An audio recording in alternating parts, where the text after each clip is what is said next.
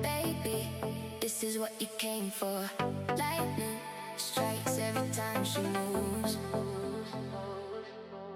and everybody's watching her, but she's looking at you.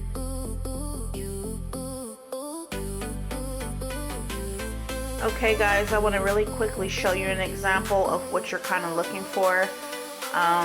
When you put your coconut milk in the freezer, it doesn't need too long. This is just an estimation. All of our freezers are at different temperatures, so this is what you want to be on the lookout for. See how it's starting to stick and freeze to the sides and form those little frozen clumps? That's kind of where you want to start it at about 15 minutes, and then you want to check it to see if you don't want it frozen solid, but you do want it to begin to freeze up, form these clumps. We're basically mimicking butter. That's what you want to go for, these frozen chunks and clumps, as if you had like cold butter. Okay, as you guys can see over my bowl or my container that I'm gonna put together my biscuit mix in, I have this strainer. You definitely are gonna want, even if you just have to go grab one from the dollar store, you need a strainer, okay, because you're gonna sift your flour. This is a very important step if you want them to come out nice and light and just have that, you know, good biscuit, inner fluffy, flaky texture. So I'm gonna go ahead and add 2 cups of my gluten-free flour through the strainer, and then you're gonna wanna like sift it through, like meaning shake it, the flour through the strainer into your bowl or container. All right, I'll be right back. So bad with measurements, but to our sifted flour, oh, the pink stuff you guys saw at the bottom of my bowl when I was first putting my flour in, that's just some pink Himalayan sea salt. So as far as salt or sea salt, that is optional and up to you regarding your own taste preferences and dietary restrictions. Even with me, I only add like a few little tiny pinches, but you want to go in and add your baking powder, not baking soda, but baking powder.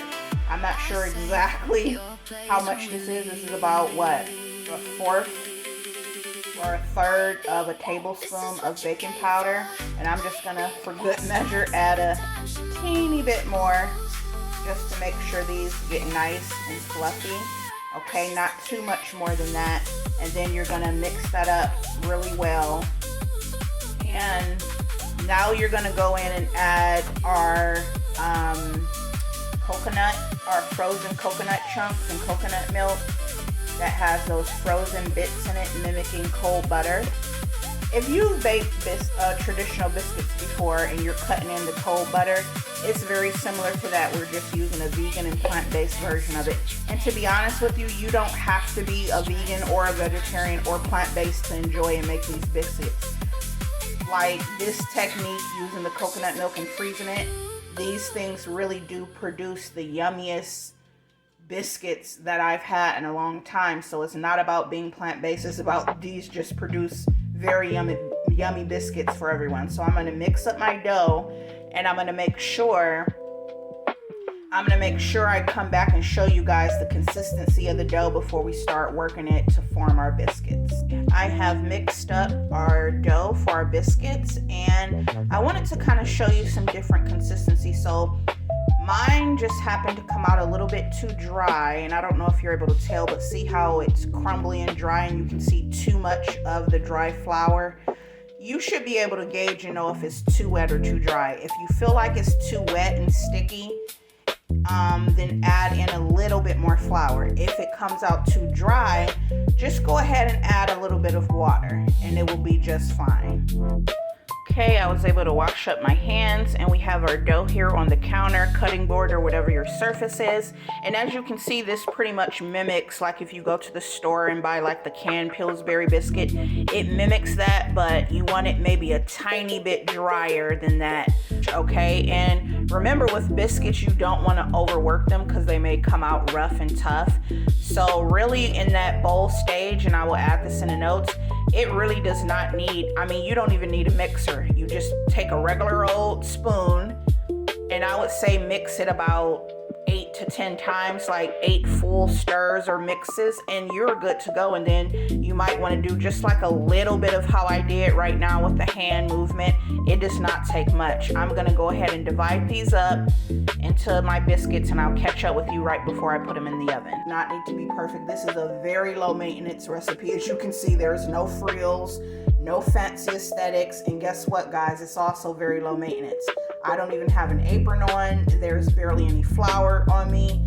It'll be a simple counter wipe up and 1 bowl and 1 tablespoon to wash. If you are a carnivore or you eat animal products, you could do an egg wash. That would be perfectly fine.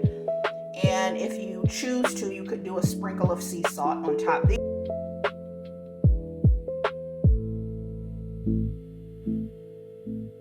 All right, guys, I'm going to pop these in the oven and we will look at the finished product together.